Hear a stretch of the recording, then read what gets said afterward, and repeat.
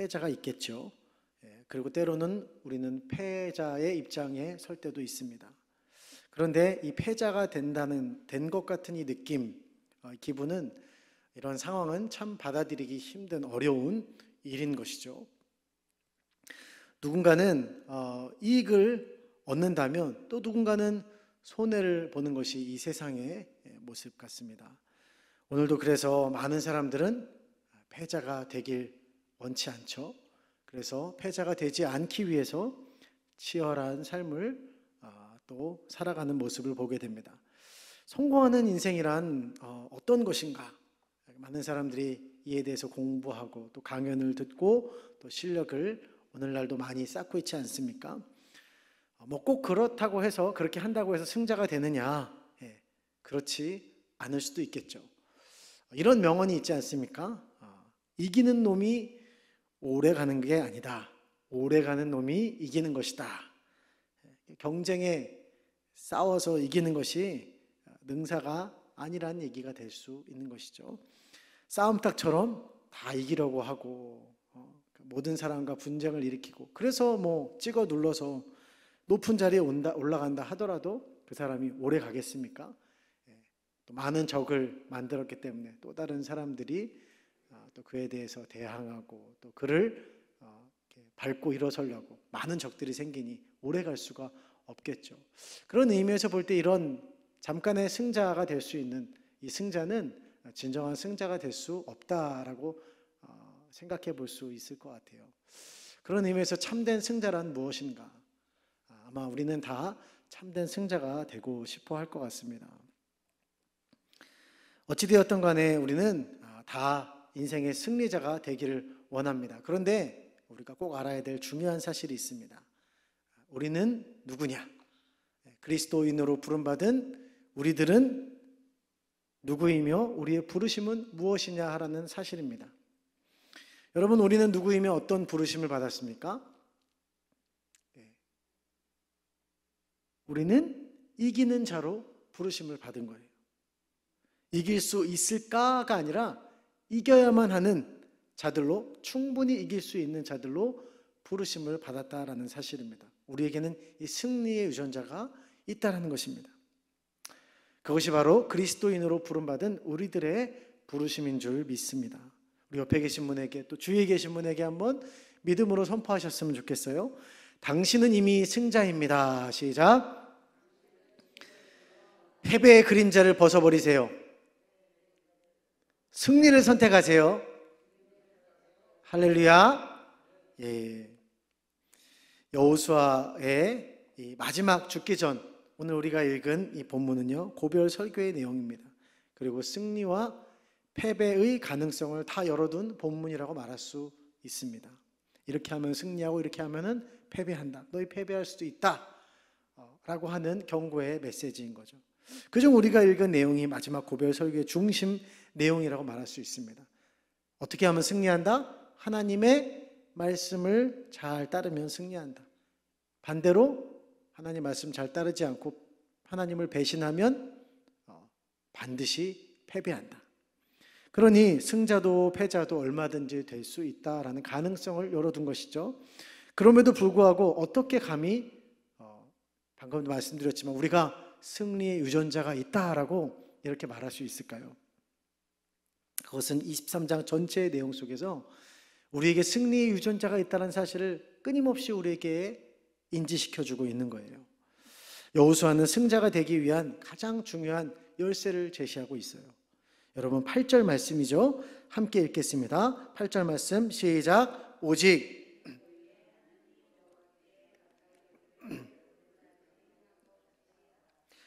뭐 하라고요? 너희 하나님을 가까이 해라.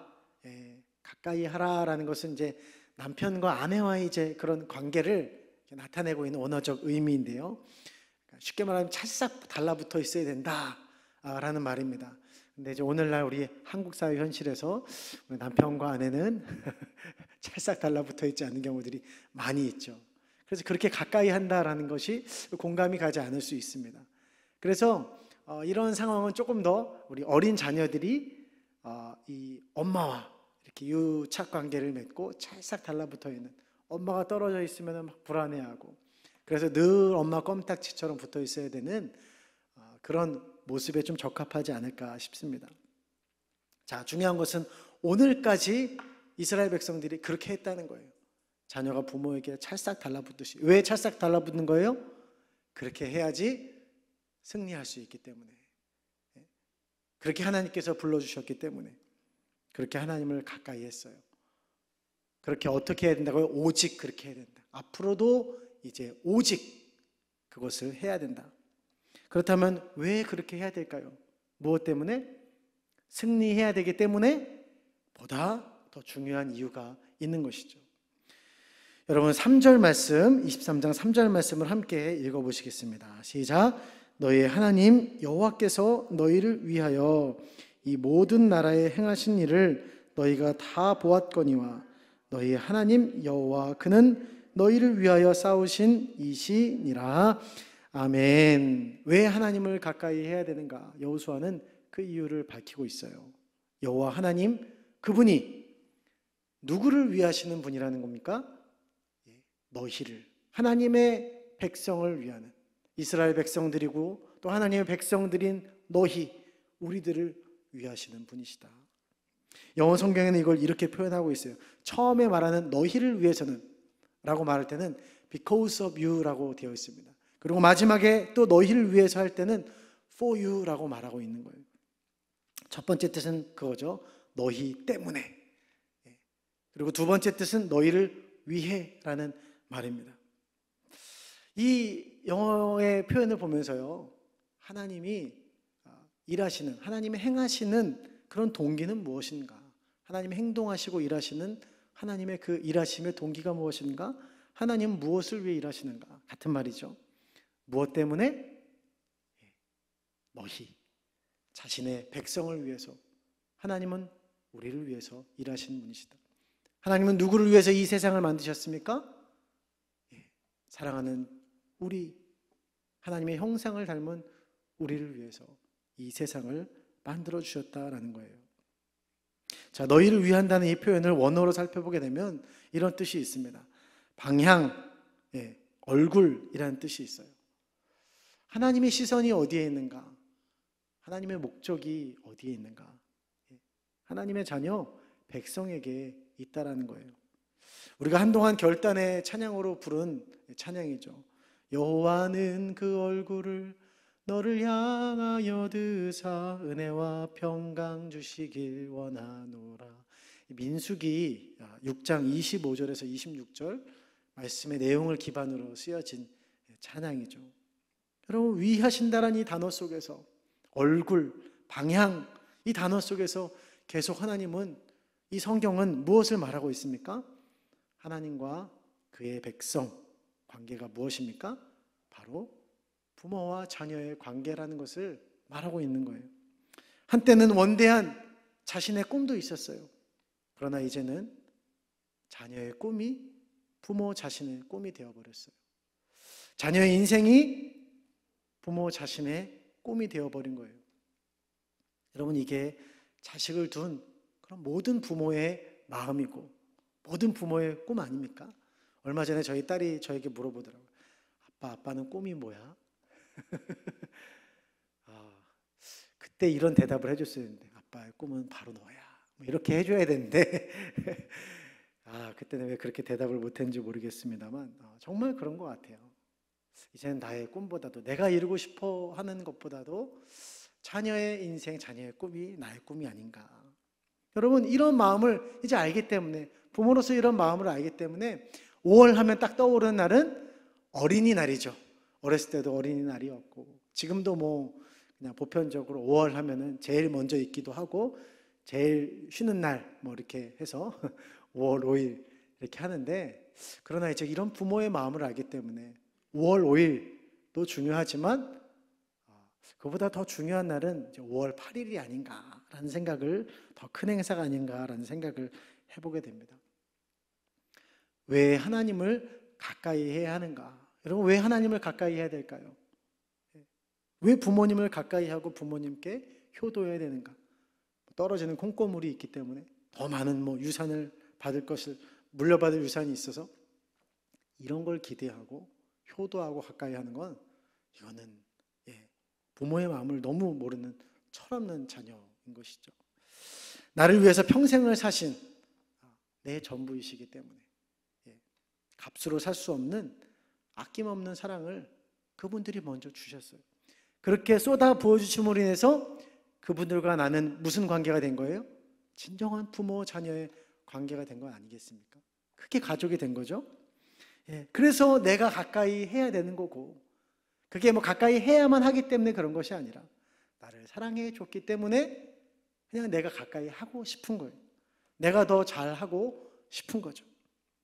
자, 오늘 이 말씀을 통해서 너희에게 가까이 하라라고 말씀하시기 전에 3절에서 그렇게 말하고 있는 거예요. 하나님은 너희를 위해서, 우리 하나님의 자신 백성들을 위해서 모든 그 행하심의 동기가 있고 목적이 있다. 하나님의 꿈이 무엇이냐? 바로 우리다라고 감히 그렇게까지 말씀하시는, 표현하는 것 아니겠습니까?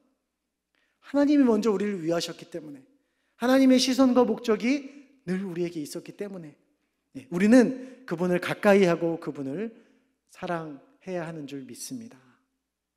아니, 지금 사랑하고 있는 줄 믿습니다. 가까이 하라? 가까이 하라라는 말을 하기 전에 이미 하나님은 가까운 관계로 우리를 만들어 주셨다는 거예요. 그래서 하나님은 우리의 아버지가 되시기 때문에 하나님은 내 편이 되신다는 거예요.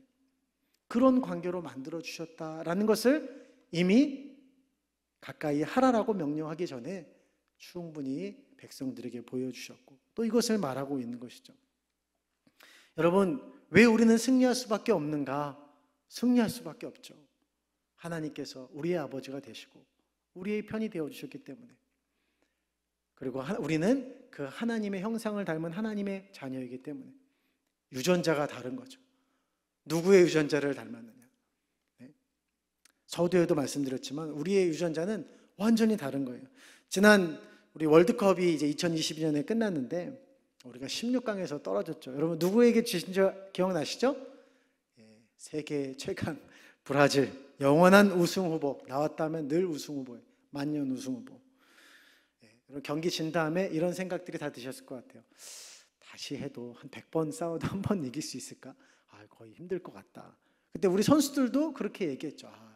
이건 진짜 어렵겠다. 그들의 유전자와 우리의 유전자는, 그 축구 유전자는 완전히 다른 거예요. 이미 그들은 우승을 할 수밖에 없는, 늘 우승 후보일 수밖에 없는 남다른 체력, 스피드, 유연성, 개인기 이런 것들이 우리와는 차원이 다른 거예요. 완전 다른 세상의 세계에 사는 것 같아요.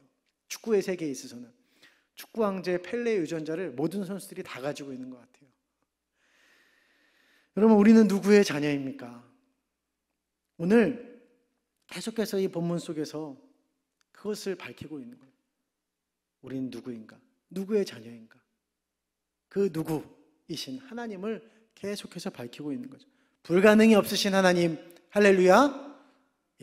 모든 전쟁에 능하시고 전쟁에 백전백승하시는 하나님, 대적자가 그래서 존재할 수 없는 그 하나님, 그걸 본문 속에서 계속해서 드러내고 있는 거예요. 그 하나님의 자녀라는 사실을 우리가 잊지 말아야 합니다. 우리가 잘나서 이기는 것이 아니라 우리 하나님이 위대하시기 때문에 우리가 승리할 수밖에 없다. 그래서 오늘 10절은 이렇게 말하고 있습니다. 여러분, 10절 말씀 함께 읽어보실까요? 시작. 너희 중 한 사람이, 이는 너희 하나님 여호와가 그가 너희에게 말씀하신 것 같이 너희를 위하여 싸우심이라. 아멘. 자, 너희 중, 우리 중 한 사람이 몇 명을 쫓아낸다고요? 1000명이요. 자, 그럼 이제 아주 쉬운 한번 수학 문제를 내보겠습니다. 자, 그러면 10명이 되면 몇 명을 이길 수 있을까요? 10,000명, 그죠? 그럼 100명이면 10만 명이 되고요. 1000명이면 100만 명, 10,000명이면 1000만 명을 이길 수 있습니다. 자, 우리나라 인구가 몇 명인지 아십니까? 제가 검색해 보니까 5,155만 명, 이렇게 네이버에 쳐보니까 나왔어요. 자, 우리 이 하나님 말씀을 우리나라 인구에 적용을 한번 해보겠습니다. 자, 하나님의 말씀이 우리나라 인구에 적용이 되면 우리가 몇 명을 이길 수 있는 거예요? 5천만 명이면 50억, 약 50억을 이길 수 있다. 현재 전 세계 인구수를 또 조사해 봤습니다. 한 80억 된다라고 하더라고요. 이건 우리나라 인구가 거의 뭐 전 세계 반 이상을 거의 뭐 7, 8화를 이긴다라는 그런 말씀이 되는 거죠. 한 명이 1000명을 이긴다는 말은 하나님의 백성이 누구냐, 어떤 존재냐라는 것을 말하고 있는 거예요. 그들은 누구입니까? 전 세계를 움직이는, 전 세계에 영향력을 주는, 전 세계를 장악할 수 있는 그런 영향력 있는 자들이다. 여러분 왜 그럴까요? 절대자이신, 전능하신 하나님께 속한 자들, 하나님의 자녀들이기 때문인 거예요. 오늘 여호수아는 승자도 있고 패자도 될 수 있다는 이야기 속에서 그는 너무나 중요한 얘기들을 계속해서 중간중간 이야기하고 있는 거예요. 그래, 너희들이 설령 패배할 수도 있어. 패배하면 안 되는데 어쨌든 패배할 수도 있어. 이렇게 하면 패배하는 건데, 근데 너네 잘 기억해둬야 돼. 너희는 원래 누구냐? 너희들이 맞이해야 될 결과가 누구냐? 어떤 것이 너희에게 당연한 것이냐? 여러분, 우리에게 무엇이 당연한 것입니까? 패배가 당연한 것입니까? 승리가 당연한 것입니까? 월드컵 16강? 우리는 잘했다고 박수를 치죠? 그러나 브라질에서 16강 하면 바가지로 먹습니다. 감독 잘리죠. 왜요? 그 팀은 우승해야 되는 팀이니까. 적어도 어느 레벨 이상은 가야 되는 거예요. 사랑하는 성도 여러분, 우리는요, 세상에 속한 자들과 아예 사고체계가 다른 자들이에요. 결론이 전혀 다른 거예요. 절대 절망의 순간이 우리에게 찾아올 수도 있어요. 그런 위험한 순간이 찾아올 수도 있고, 절망의 순간이, 좌절의 순간이 찾아올 수 있지만, 그 순간에도 소망과 기쁨을 가질 수 있는 것이 누구예요? 바로 예수 그리스도를 믿는 우리들인 줄 믿습니다. 모두가 끝났다라고 말을 할 때 아니야 라고 말할 수 있는 것이 바로 우리들이라는 거예요. 왜 이런 사고를, 왜 이런 말을 우리는 할 수 있는 것일까요? 우리 안에 무엇이 있어요? 영원한 생명이 있기 때문에. 우리 안에는 영원한 생명과 영원한 사랑으로 우리에게 베푸시는 하나님이 우리와 함께 하시기 때문에. 할렐루야. 영원한 그 하나님의 사랑이 우리에게 소망이 되는 거예요. 모든 것이 끝났다라고 하고, 모든 사람들이 모든 상황에 우리를 다 배신하고 우리를 사랑하지 않고 우리를 거절하는 것 같고 우리를 다 버린 것 같아도, 그런 모든 그 순간이 포기할 수밖에 없는 순간이지만, 그러나 그 속에서 우리는 희망을 노래할 수 있는 거예요. 왜입니까? 하나님이 그 영원한 사랑으로 지금도 우리와 함께 하시기 때문에, 우리가 죽는 그 순간에도 하나님이 우리와 함께 하시기 때문에 성도의 죽음을 하나님께서 귀중하게 보신다고. 우리가 아까 찬양 가사에도 그런 얘기했지만, 숨지는 그 순간에도 주께 찬송하며 주께 더 가까이 나가기 원합니다. 이렇게 할 수 있는 것이 우리들인 거죠. 그렇게 할 수 있는 것은 그 사랑의 하나님이, 영원한 사랑의 하나님, 영원한 생명의 하나님이 우리와 함께 하시기 때문에.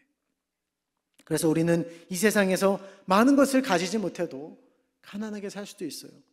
부족해 보일 수도 있습니다. 그러나 우리는 당당할 수 있는 거예요. 승리자로 살아갈 수 있는 것입니다.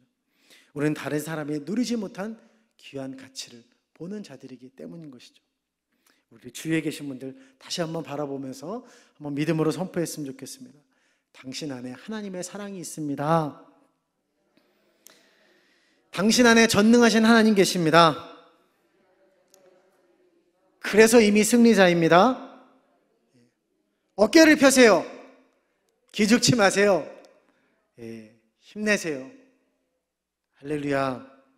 하나님 우리를 그렇게 승리하도록 부르신 줄 믿습니다. 아무리 여러분 우승 후보여도, 제가 뭐 예를 들었지만 결국 브라질 떨어졌죠. 패배하고 탈락하는 모습을 보면서 우리는 질 수 있다는 생각을 충분히 가질 수 있어요. 실제로도 그럴 수 있습니다. 그러나 많이 져야 된다, 늘 우승하지 못해야 된다, 이건 당연한 것이 아닌 거죠. 실제 전쟁에서도 이런 모습이 많이 있지 않습니까? 강대국이 약소국에 강대국에게 쉽게 이기지 못하고 또 때로는 지는 그런 전투가 있죠. 대표적인 예로 미국과 베트남의 전쟁입니다. 여러분, 미국과 베트남 전쟁에서 누가 이겼습니까?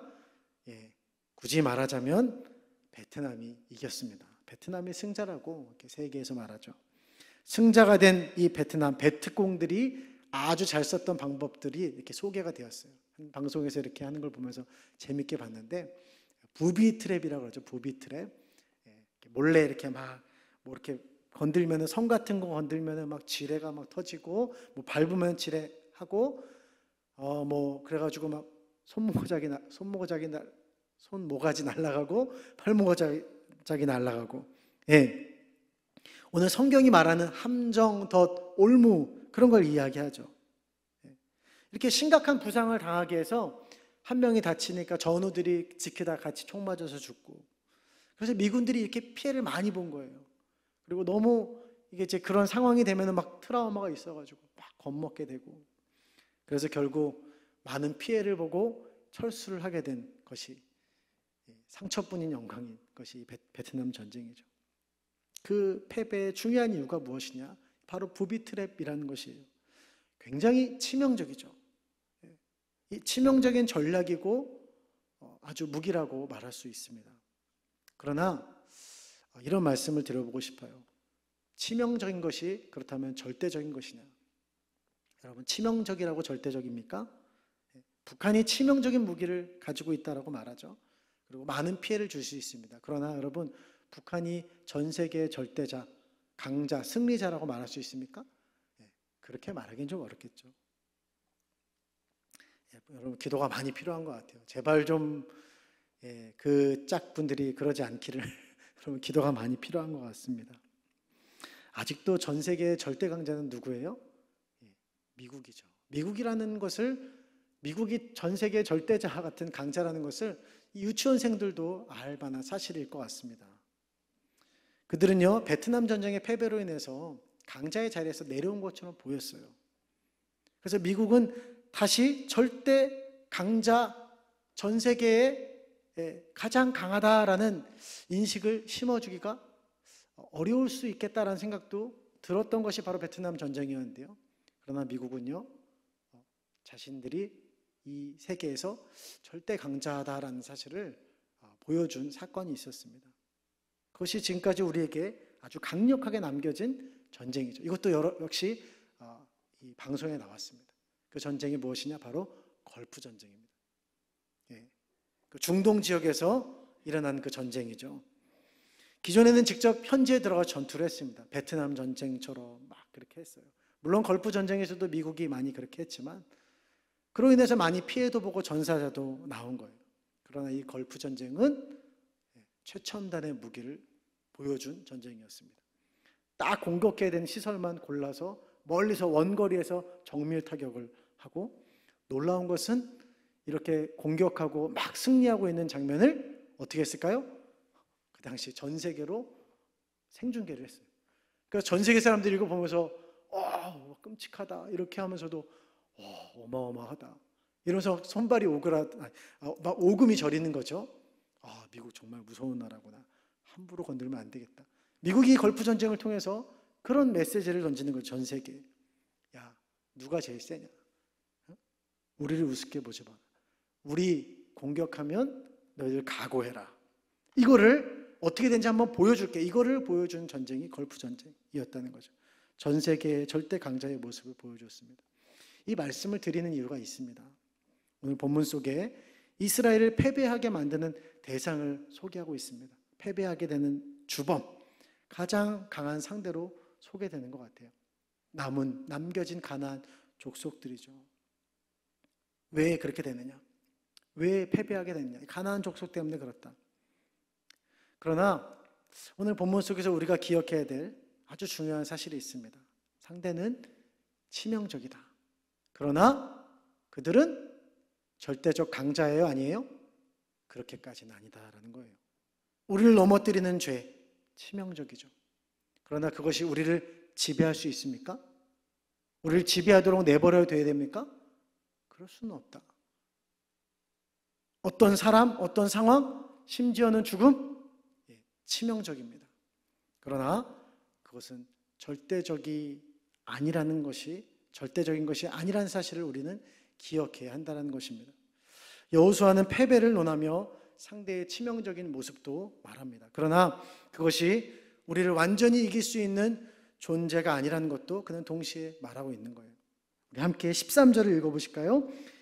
13절 말씀입니다. 시작. 확실히 알라. 너희의 하나님 여호와께서 이 민족들을 너희 목전에서 다시는 쫓아내지 아니하시리니 그들이 너희에게 올무가 되며 덫이 되며 너희의 옆구리에 채찍이 되며 너희의 눈에 가시가 되어서 너희가 마침내 너희의 하나님 여호와께서 너희에게 주신 이 아름다운 땅에서 멸하리라. 아멘.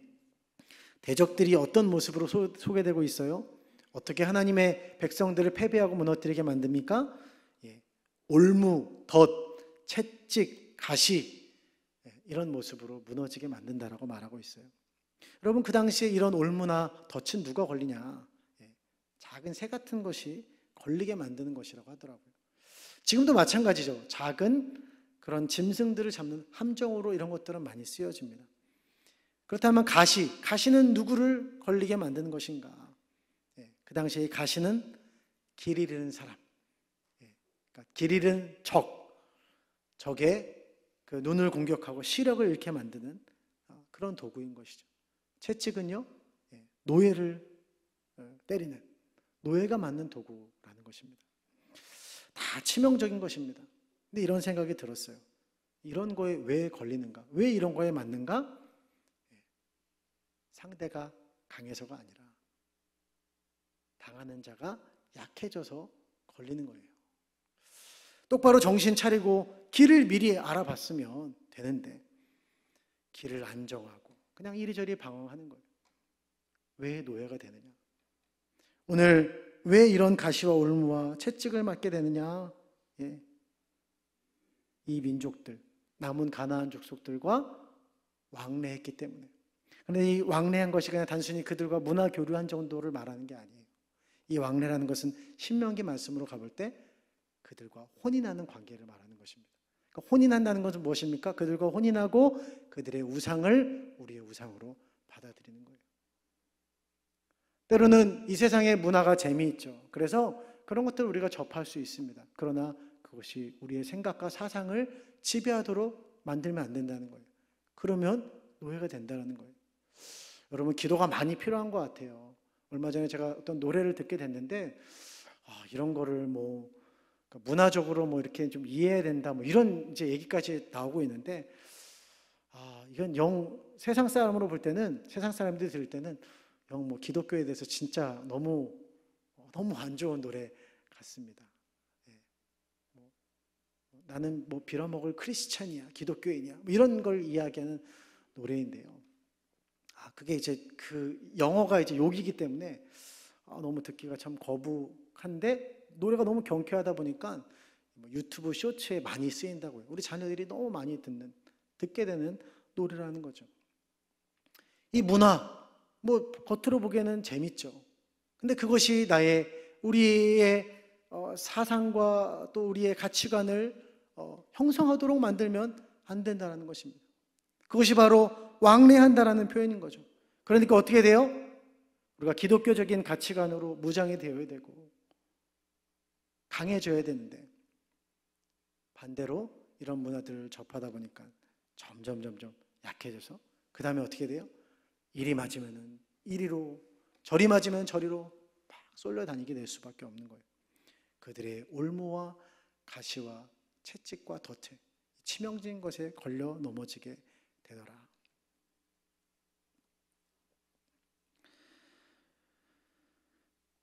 여러분, 치명적이죠. 그렇습니다. 치명적일 수 있습니다. 넘어지게 만들고 패배하게 만드는, 어쩌면 재기하기 힘들게 만드는 것일지도 모르겠습니다. 그러나 오늘 이 말씀을 그럼에도 불구하고 우리는 붙잡아야 돼요. 오늘 성경은 충분히 우리에게 역전의 복선을 계속해서 말씀하고 있는 거예요. 첫 번째는 무엇입니까? 다시 한번 말씀드립니다. 너희에게는 승리의 유전자가 있다. 자, 한번 따라해 보실까요? 우리에게는 승리의 유전자가 있다. 할렐루야. 예, 우리 속에 하나님이 계신다. 우리는 하나님의 자녀다. 그러니까 어떻게 된다? 이긴다. 아니, 이겨야만 한다. 뭐 선천적인 약골이 아니다. 죄가 너무 커요. 이 죄는 내가 뭐 넘어설 수 없어요. 이렇게 지배당하고 이런 존재가 아니라는 거예요. 이길 수 있다. 두 번째는 무엇입니까? 지는 것은 상대가 강해서가 아니다. 우리가 약해져 있기 때문이다. 상대는 치명적이지만 절대자는 아니다. 패배하게 만들고 멸망하게 만드는 것이 이들이 놓은 가시와 올무지, 이들이 아니라는 겁니다. 이들 자체가 아니라는 겁니다. 결국 멸하게 만드는 것도 하나님이고 승하게 만드는 것도 누구예요? 하나님이신 거죠. 승리도 패배도 하나님이 주신 것이다. 그러니 우리는 어떻게 해야 됩니까? 승리자이신 하나님 편에 서야 한다라는 것입니다. 아니, 하나님 편에 서면 무조건 무엇이 따라와요? 승리가 따라오는 거예요. 하나님이 우리 아버지가 되시고 우리의 편이 되시기 때문에. 말씀을 정리합니다. 사랑하는 성도 여러분, 오늘 하나님께서 우리에게 주시는 말씀은 너무나 분명합니다. 하나님 사랑하라는 거예요. 하나님을 그렇게 가까이 하라는 거예요.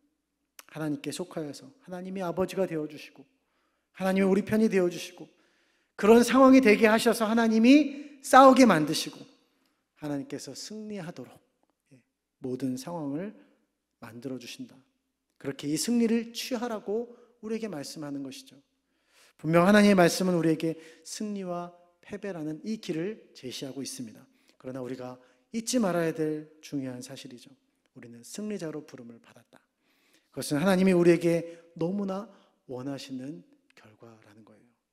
그것을 23장의 처음부터 계속해서 그 의도를 우리에게 보여주고 있지 않습니까? 설령 우리가 패배하는 쪽으로 넘어간 것 같다 할지라도, 아니 지금 우리가 패배의 자리에 있는 것 같다 할지라도, 여러분, 하나님 우리에게 말씀하시는 것이죠. 치명적일 수는 있지만, 치명타를 입고 영 좋지 않은 상황일 수도 있겠지만 다시 일어나야만 한다라는 것입니다. 그리고 치명적인 상황이 되지 않도록 스스로 삼가 조심하고 하나님 편에 가까이 서고 하나님을 사랑하라. 절대자, 승리자이신 하나님 편에서 이기는 자로 살라고 우리를 부르신 줄 믿습니다. 오늘 여러분의 자리는 어디에 있습니까? 어느 자리에 있습니까? 하나님을 멀리하고 치명타를 맞고 패배하는 것 같은 자리에 있습니까? 아니면 하나님과 가까이 하는 자리에 있습니까? 그래서 승리를 경험하는 자리에 있습니까?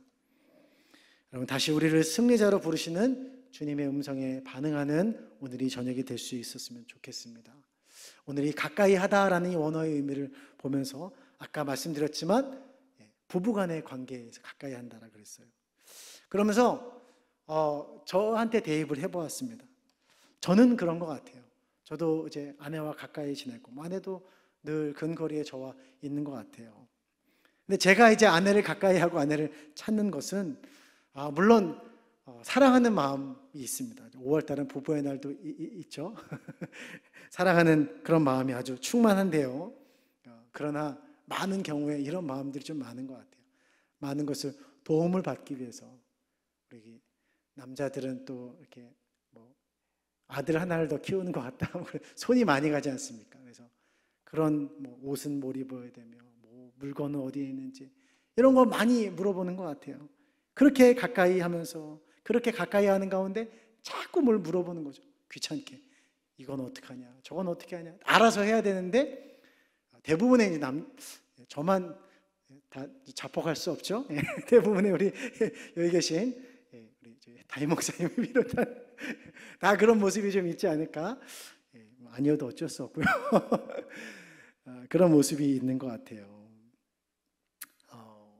그래서 우리 아내분들에게는 이 남편이 정말 철부지 아이 같고 평생 왼수 같고 뭐 이렇게 느껴지기도 하고 뭐 그렇게 말하기도 하는데 되게 귀찮게 여기지는 또 경우도 있지만, 여러분, 하나님께 있어서는 우리가 이런 모습이 과연 어떤 모습일까? 하나님께 자꾸 묻고 하나님 귀찮게 하는 것 같은 이런 가까이 하는 것, 하나님은 어떻게 여기시는가? 하나님이 싫어하신다면 가까이 해라 이런 얘기 안 하시겠죠. 약간 거리두기 하면서 가까이 하자 이렇게 한다든지 자가격리 좀 하면서 우리 주일날 한 번씩 이렇게 상담하고 뭐 이렇게 하자, 하루에 한 번 정도만 뭐 이렇게 얘기하자 이렇게 하시겠지만 오늘이 가까이 해라라는 말씀은 정말 찰싹 달라붙어. 귀찮게 물어봐라. 많이 물어봐라. 기왕이면 좀 많이, 더 많이. 하나님이 너무 좋아하신다는 거죠.